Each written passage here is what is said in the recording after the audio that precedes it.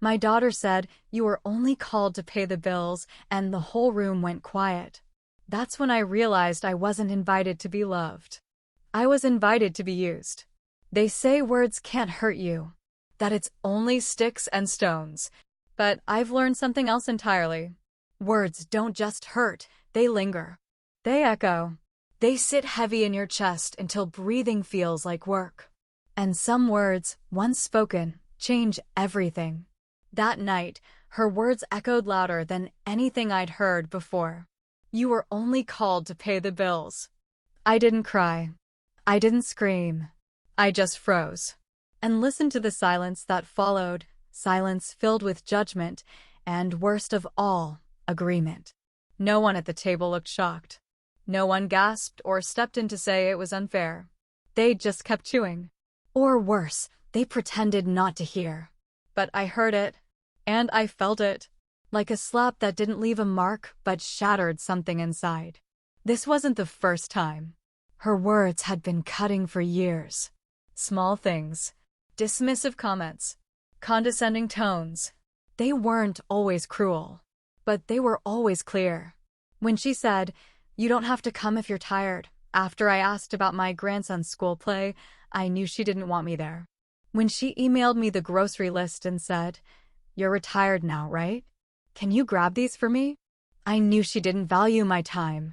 When I brought a birthday gift and she said, "He already has this one," I knew my effort didn't matter. When I talked about getting a new coat and she said, "Aren't you worried about spending too much on yourself?" I knew she saw me as her responsibility, not her mother. Her hugs had grown shorter. Her tone clipped. Her replies to my texts got fewer. And when she did respond, it was always practical. Never warm. "Can you pick up the kids? Can you drop off the check? Can you talk to the insurance?" Never. "How are you?" Never. "Do you want to come over just to visit?" And I noticed the shift. At holidays, she no longer asked me to bring a dish. Just a card. A check. When I spoke, she interrupted. When I gave advice, she brushed it off. When I offered help, she told me they had it covered. Until, of course, something broke. Then I got a call. That night, when I arrived at her house, I wasn't greeted with a hug. Just a glance. Her husband barely said a word.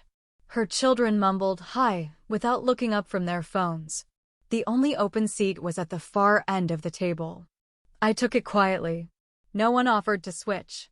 No one invited me to sit closer. I tried to smile. I tried to engage. I asked my granddaughter about her classes. She shrugged. I complimented the mashed potatoes. My daughter replied, "They're from a box." I reached across the table to pass the bread, and she said, "Mom, don't touch everything, please." I felt myself shrink. Every little comment stacked on top of the last. They weren't loud. They weren't dramatic. But they were pointed, constant, sharp in their indifference. Then came the moment.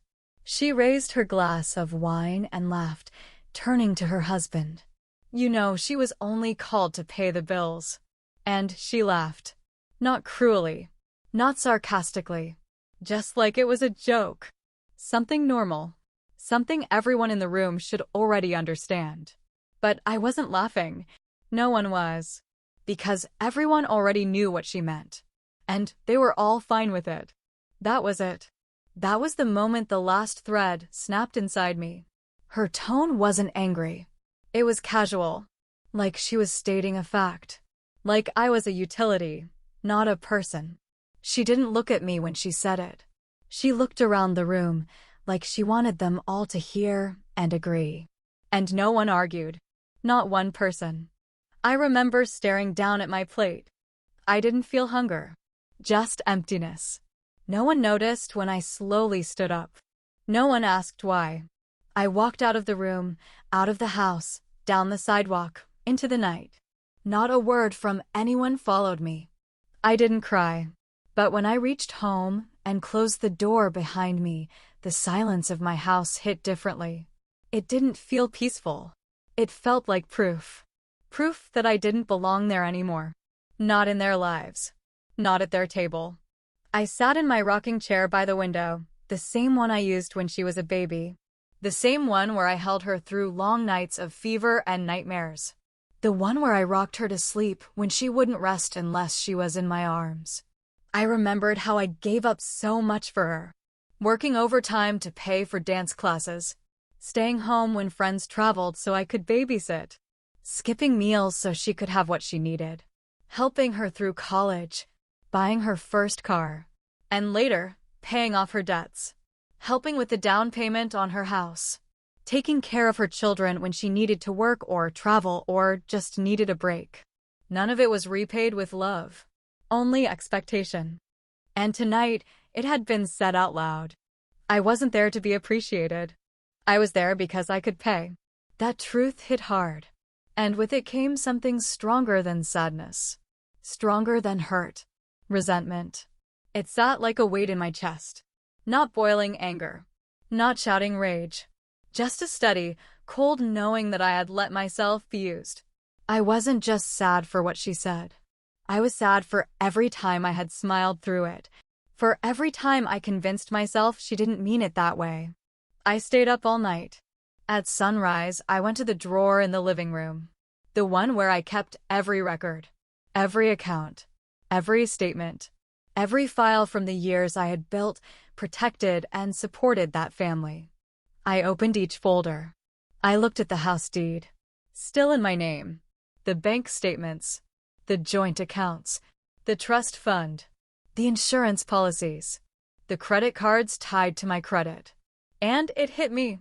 They forgot who built this. Who held it together. Who sacrificed the most. And I decided, with calm and clarity, no more. I wasn't angry. I was done. I didn't need to raise my voice. I didn't need revenge. I just needed boundaries. And the next morning, I made the calls. The bank. The insurance company. The lawyer. And, for the first time in years, I felt in control. The rest of the story, maybe you already know. But this night, this part, this was where everything changed. Not because she said something cruel, but because I finally accepted it. I wasn't called because I was wanted. I was called because I could give. And now, I've given all I will. And for the first time in a long, long time, I feel free. The morning after the dinner, I didn't want to move. I sat at the window with a cold cup of tea that I hadn't touched. The house was still. My phone lit up several times. I didn't look. I didn't care. I kept hearing it. You were only called to pay the bills. That sentence had carved something into me. And with each repetition in my mind, the resentment deepened. It wasn't just the words, it was the buildup. The tone. The dismissal. And everything else she had said or done over the years that told me I didn't matter. Not really. I remembered every time I'd walked into her house and felt like a stranger. Not once had she said, I missed you. Not once had she offered to take my coat or made room for me on the couch. Every visit began the same way. Can you watch the kids while I run to the store? No hello. No warmth. Just a task. Even when I gave her days of my time, she never said thank you. It was expected. I remembered a conversation just a few months back. She had called, asking for help with car repairs. I offered to cover half, thinking it would teach a bit of accountability. Her reply? Wow, I thought you'd be more supportive. It's not like you don't have money. That hurt. Not because of the money, but because of the assumption. Because even when I gave, it was never enough. And when I said no, I became the problem. Once, I'd been late picking up my grandson by 5 minutes. I got a cold text, don't agree to help if you can't be on time. I had been stuck in traffic, trying my best. She never asked what happened. Never said it was okay. That one stung. I sat in the car afterward, hands still on the steering wheel, staring ahead and wondering what I had done to deserve so little grace. I'd sat outside in the rain watching his soccer game while the rest of the family was under umbrellas. No one even looked back to offer me cover. I brought a scarf for my granddaughter once, handmade, bright blue, her favorite color. She opened it and said, "Thanks, but I don't really wear things like this anymore. At Thanksgiving, I brought homemade rolls, the same kind I'd made for decades, and she whispered to her husband, "No one eats those anymore," but I didn't want to hurt her feelings. But she did hurt my feelings. Constantly. And no one seemed to notice. Or care. Even when she wasn't speaking, her body language told the story. Arms crossed when I talked, eyes darting to her phone, sighs when I asked simple questions. She didn't listen. She didn't want me there. Unless she needed something. Her husband followed her lead. Quiet. Formal. Never rude, exactly, but always distant. Like I was intruding. I thought back to my birthday. She forgot. Said she was busy. No card. No call until 3 days later. "You know I love you," she said flatly. Did I? Because it didn't feel like love. It felt like duty. Words without meaning. She said the right things just enough to avoid confrontation, but never from the heart. And last Christmas, she gave me a candle. A cheap one, still in the bag from the drugstore. No ribbon. No note. Just here. Merry Christmas. I had spent weeks crocheting blankets for her kids.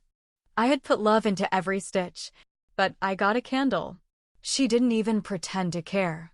The more I thought about it, the more I saw the pattern. I had been blind. Or maybe I had seen it all along and just didn't want to believe it. I had let her chip away at me, little by little. Because I loved her. Because I remembered her small and sweet and full of promise. But she had grown into someone I didn't recognize. Someone who saw me as useful, not loved. Someone who didn't appreciate, but expected. And resentment. It's a quiet thing, until it's not. Until it's loud. Until it burns in your chest and pushes you to act. So I acted. I sat down and opened my notebook. I wrote out every account. Every financial link. Every place where I was still tied to them. And one by one, I made the calls. I didn't shake. I didn't cry. I didn't yell. I simply said, "I need to make some changes." The woman at the bank asked if I was sure. "Yes," I said. "I'm sure." That night, she texted, "Are you upset about dinner?" I didn't mean it like that. I didn't reply. Because she did mean it like that. She meant it in every eye roll. Every dismissive word. Every forgotten birthday. Every favor asked without a thank you. She meant it with every sigh, every brush off, every time she made me feel small. Resentment isn't born in a moment. It's built. It comes from 100 slights, 1,000 tiny cracks. And she had been building mine for years. I sat back in my chair that evening and looked around my house. My quiet little home. I had made it warm, safe, and I realized something. I liked the quiet now. Because in it, I didn't feel dismissed. I didn't feel invisible. I just felt myself. No one was asking for money. No one was blaming me for things beyond my control. No one was using politeness as a cover for distance.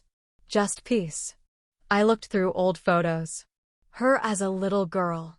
The birthday cake I stayed up all night baking. Her high school graduation, I was so proud that day. When she got her first job. When she got married. I remembered it all. Every milestone. Every moment. And I remembered being there for everyone. But now, she wasn't there for me. Not emotionally. Not even with basic kindness. And I think, deep down, she believed I would always be there no matter how she treated me. But I had changed. Something in me had shifted. Not because of one night, but because of every night. Every moment where she didn't say thank you. Every moment she talked down to me. Every time she made me feel like a burden. She didn't notice when I grew quiet. She didn't ask why. She assumed I would just keep giving. But even the most generous hearts can grow tired. I didn't do what I did to punish her. I did it to protect myself. Because if I didn't, I knew nothing would change. And I would keep getting smaller. Quieter. More resentful. Now, I'm not waiting for her to call. I'm not hoping for a grand apology. I just want peace. And in choosing that, I've found something I haven't felt in a long time. Freedom. The freedom to say no. The freedom to walk away. The freedom to put myself first, not out of selfishness, but out of survival. If you've ever felt like you were only there to be used, I understand. If you've ever smiled through tears, I understand. If you've ever wondered if they even see you, I understand. And I want you to know, it's okay to stop giving when they stop caring. You deserve more than to be needed. You deserve to be wanted. And if they can't see your worth, then it's time you do. She called me the next afternoon. I didn't answer. Then she texted, "Can we talk?" I saw the message, but I waited. I needed space, not just from her voice, but from everything she represented. The years of taking, the quiet disregard, the slow dismissal of my place in her life. Later that evening, the doorbell rang. It was her. Standing outside with that look she wore whenever she wanted to smooth things over without really addressing anything. That tight-lipped expression, somewhere between guilt and impatience. "I just came by to explain," she said. I let her in. Not because I wanted to, but because I needed to hear what kind of justification she thought could erase all the little cuts she'd made over the years. She sat on the edge of the sofa, legs crossed tightly, arms folded. "I didn't mean what I said at dinner. It just came out wrong." That was the first thing she said. Not, "I'm sorry." Not, "I hurt you." Just, "It came out wrong." I said nothing. I watched her. She filled the silence, like she always did when things got uncomfortable. "It's just, things have been really tense lately. The mortgage, the kids, everything feels like it's piling up." I snapped. There it was, the deflection. My pain reframed as her stress. She talked about how hard it was managing bills, how expensive the house was, how much pressure she felt. I listened to it all. Every word meant to earn sympathy. And all I felt was resentment. Because I had heard it before. Because she only explained herself when she feared consequences. And not once, did she acknowledge the pattern. She didn't mention the eye rolls, or the clipped replies, or the birthdays forgotten. She didn't mention the way she used my help like it was owed to her, or how she rarely said thank you. "I know I've leaned on you a lot," she said next. "But that's what family does, right?" Another subtle twist, turning obligation into virtue. As if the years of one-sided giving were a shared responsibility. But we both knew the truth. It wasn't mutual. It wasn't balanced. She had leaned. I had carried. I finally spoke. "Do you even realize how often you speak to me like I'm in your way?" She blinked. "What?" "You don't just forget my birthday. You forget me. Until you need something." "I don't mean to," she said quickly. "It's just that things have been hectic." Hectic. Always that word. A catch-all excuse. I told her about the candle at Christmas. The late birthday call. The scarf her daughter didn't appreciate. I told her about the Thanksgiving rolls, how I had heard her whisper that no one ate them anymore. "I didn't mean for you to hear that," she said. "That's the point," I said. "You didn't care if I did." She looked away. I kept going. I talked about how many times I had been the backup plan. How I was invited not to be included, but to serve. How I was tolerated, not embraced. I told her how lonely it felt to be in a room full of family and still feel invisible. She stayed silent for a long moment. Then she said, "I didn't know you felt like that." And I believed her. Not because it excused anything, but because I knew she had never once stopped to think about my feelings. Not really. Everything had always been about her, her stress, her needs, her schedule. She wasn't cruel, but she was careless. And over time, that carelessness had built into something I could no longer ignore. And as she sat there, trying to explain herself, a memory struck me. Something I hadn't thought about in years. It was the day my own mother left my wedding early. She said she wasn't feeling well. But I knew the truth. She felt left out. My then husband didn't like her much, and I had let him push her away. I didn't defend her. I didn't notice when she sat in silence at the reception. I didn't see the sadness on her face when I introduced others before I ever looked her way. And suddenly, I understood. I had done this before, to someone else. To someone who had loved me. And now it had come full circle. The difference was, I was still trying. My daughter never did. She looked at me now with a face so familiar, yet so distant. I froze everything I said. Her eyes widened. You what? The accounts. The trust. The cards. I had to. For me. She stood up. Mom, that's serious. We need those funds. That trust is supposed to be for the kids. And I was supposed to be more than your wallet, I replied. That shut her up. She started to protest, then stopped. Sat down again. I could see the wheels turning. The realization that I wasn't bluffing, that I had finally done something she couldn't talk her way around. She looked at me like she was seeing me for the first time. Like she finally noticed the woman who had held her, fed her, protected her. You really did that? She asked quietly. I did. She nodded. Okay. And then she cried. Not loud. Not theatrically. Just quietly, tears running down, no wiping them away. She didn't say anything for a long time. I didn't comfort her. I didn't move from my chair. Because for once, I needed her to sit in that discomfort. To feel what I had felt for years. Finally, she stood. I should go. I nodded. She paused at the door. I don't know how to fix this. I looked at her. Then start by not breaking it again. She left. I stayed there for a long while. It was quiet after she left. The kind of quiet that settles in your bones. I poured myself a cup of tea and sat down again in the same chair, staring at the front door. I thought of all the moments I could have spoken up before. All the times I chose peace over conflict, silence over honesty. I could have yelled that night. I could have lashed out, named every offense, demanded to be heard. But I didn't, because this time I chose something else. I chose dignity. And in that moment, I realized something else, something that brought tears of its own. She may never change. Not completely. She may slip back into habits, let time dull the edge of her awareness. But I have changed, and that's enough. For the first time in our relationship, she heard me. And for the first time, I didn't feel small in front of her. I felt seen. It's strange how silence can be louder than words. The next few days passed with no calls, no messages. Just space, wide and still.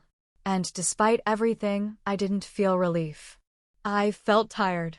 Worn down by years I couldn't get back and conversations that had never been had. But I also felt something else. Firm. Like I had finally stood on solid ground. That sense of firmness didn't last long. The first reaction didn't come from her. It came from her husband. A short, sharp voicemail. We need to talk. You've gone too far. Then came the text messages. Long accusatory. I don't understand why you're acting like this. After everything we've done together, this is what you choose to do. You're punishing us for one comment? Are you seriously going to throw the whole family into chaos? The kids are confused. You should be ashamed. I sat in my chair and read each one slowly. I didn't reply. Then, her voice appeared again in a message that landed harder than I expected. You've made your point. Can you please undo the damage now? Damage. That's what she called it. Not consequences. Not accountability. Just damage. As if what I had done, finally setting a boundary, was an attack on her comfort rather than an act of survival. The resentment boiled. And when the knock on the door came later that night, I almost didn't answer. But curiosity got the better of me. It wasn't just her husband this time. She came with him. And their two oldest children stood awkwardly behind them, clearly told to be supportive, but not understanding why. She didn't wait for an invitation to speak. I cannot believe you went behind our backs and froze everything, she said. Do you even understand what that's doing to us? Us. That word hit hard. Because in her us, I was no longer included. Her voice was louder than usual, her tone sharper. This wasn't a conversation. It was a scolding. Her husband tried to interrupt, but she raised a hand to him. No. I'm going to say what I came to say. Then it poured out how irresponsible I was being, how I was acting out, how I was ruining the family's stability. You made us dependent on you, and now you're punishing us for it. That was the sentence that did it. I took a breath. I didn't make you dependent, I said. You chose that. And you never once asked what it was costing me. She looked stunned for a moment, then scoffed. You know what? Maybe this is who you really are. Cold. Calculated. I should have seen it sooner. Her words were meant to sting. And they did. But they also made something incredibly clear. She wasn't just angry. She was embarrassed. Ashamed that someone she had grown used to controlling had finally taken a step away. Her children looked between us, confused. You don't talk to Grandma like that, one of them whispered. She ignored it. Then the rest followed. Her husband's voice grew firmer. This isn't how families work. You don't cut us off like this. You made promises to us. Financial promises. Promises. I stared at him, realizing he truly believed that money came with no strings attached, and that I should just keep giving no matter how I was treated. She said you were just being dramatic, he added. That you'd calm down. But now she's crying every day, and the kids don't understand why Grandma's punishing them. Punishing. That word stuck. As if I had done something cruel. As if protecting my own dignity was an act of vengeance instead of survival. I've protected this family quietly for years, I said. And you call it punishment the moment I stopped being silent. No one spoke. Even the children felt the weight in the room. They left shortly after. Her husband mumbled something that sounded like regret but lacked the shape of a real apology. Her daughter didn't look back. But her words stayed. Sharp. Bitter. Branded into the walls. Still, I didn't cry. I cleaned up the living room, reheated my tea, and sat down in silence. The clock ticked. The wind moved the curtains. The house was still. And then. But the most unexpected thing happened a week later. A letter. In the mail. Handwritten. From her youngest daughter. It started with, Grandma, I didn't know you were hurting. I'm sorry we didn't see it. I read it again and again, the neat handwriting shaky in places. She went on to say she remembered the scarf I made her. That she still kept it in her closet. That she missed my cookies. That she felt bad about not saying thank you enough. She ended with, You don't have to fix it. They do. But I love you. And I see you now. That one letter did what none of the shouting or blaming could do. It reminded me that not everything was lost. Maybe this wasn't the end of something. Maybe this was the beginning. I folded the letter gently, placed it in my drawer next to the old family photos, and exhaled. No longer a mother trying to hold it all together. Now a woman who had drawn the line. And meant it. And just like that, I began to reclaim pieces of myself I didn't even realize I had surrendered. Some people assume silence means things are resolved. But after the letter from my granddaughter, the silence that followed was different. It wasn't peace. It was distance. An uneasy pause, the kind you feel just before something breaks. No more texts. No more accusations. No apologies either. Only quiet. But quiet doesn't mean calm. Quiet is where resentment simmers. I knew my daughter was waiting, not to make things right, but to see if I'd go back to normal. To see if I would undo what I had done and let her return to the comfort she once took for granted. I didn't. Instead, I reflected. Every day that passed without contact gave me space to think clearly. And what surfaced wasn't rage. It was a sharp, steady ache. A grief I had never named. A mourning for the mother-daughter bond one had imagined, but never really had. And underneath that grief? Resentment. Not just for the harsh words she had spoken, but for the things she hadn't done. For what she had withheld. For every time she rolled her eyes when I shared a story. For every time she said we're busy when I offered to visit. For every time she'd changed the subject when I brought up anything emotional. For how she never asked if I was lonely. For how she never invited me just to be part of something, only to help or to give. And most of all, for how she weaponized my love. Turned it into a tool. A resource. I remembered in painful clarity the moment she said, "You were only called to pay the bills." The shame that rushed through me. The humiliation. She hadn't just hurt me. She stripped me of dignity, and she did it in front of everyone. And what was worse, no one in the room came to my defense. No one said, "That's not fair." Not even her husband. Not even the grandchildren. So yes, I had resentment. And it wasn't born in one dinner. It was built over years of being unappreciated, being spoken over, being treated like background noise in my own family's life. And it took freezing the accounts, pulling away, and watching the fallout for me to see how deep that wound had become. But I didn't regret what I did. In fact, I was proud of it. Because for once, I had acted in defense of myself. One morning, I sat down with my lawyer and rewrote my will. Not to punish anyone, but to reflect the truth. I removed her name from the trust. Reallocated funds to the grandchildren directly. I left space for her conditional space. A note attached. Respect cannot be claimed. It must be shown. Later that week, I saw her name pop up on my phone. I didn't answer. Then another call. Then a voicemail. I don't know what to say anymore. I tried. I said I was sorry. I didn't mean it. We're family, Mom. Aren't we supposed to get past things? But I hadn't heard the word sorry.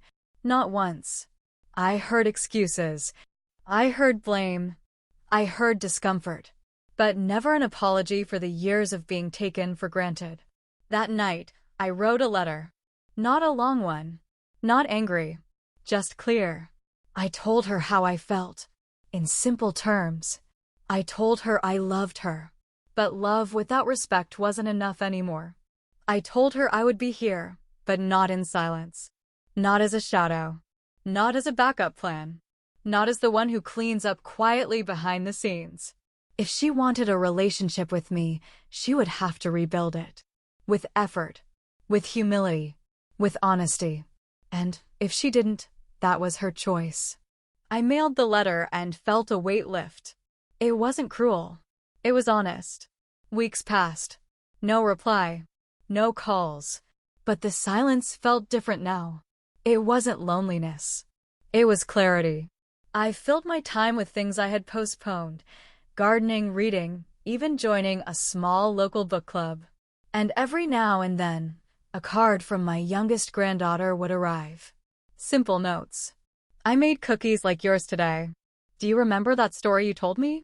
They weren't long, but they were full of heart. That small thread kept me going. Then, one day, I opened my door and found a package. Inside, a photo album. Not new, but old. From years ago. Photos of me and her, my daughter.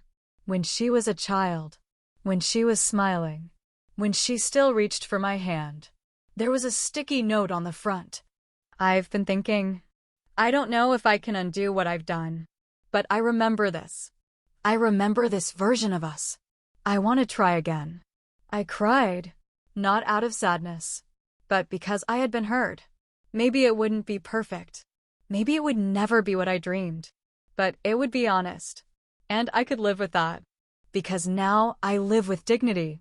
And I've learned something. If you've ever felt like you don't belong, you're not alone. And age isn't about weakness. It's about finally standing up for who you are.